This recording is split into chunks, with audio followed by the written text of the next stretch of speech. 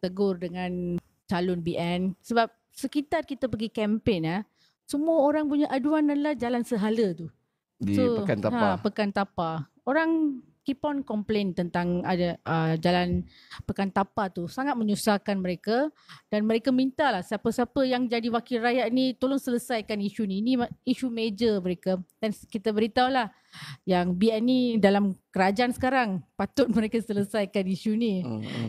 Sebab itu efek untuk mereka sedang berkempen, rakyat kutuk tentang perkara tu sebab dia menyusahkan penjaja-penjaja, orang awam sebab terpaksa very big U-turn yang kena buat.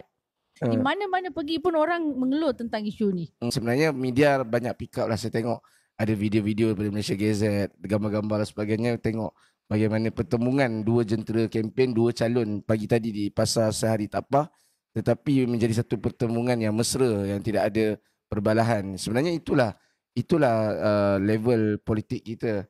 Sebenarnya kalau kita tengok pun pemimpin-pemimpin politik atasan ni dia tak bergaduh pun sesama sendiri. Dia boleh kritik satu sama lain, tapi bila berjumpa berdepan dia tak ada masalah pun.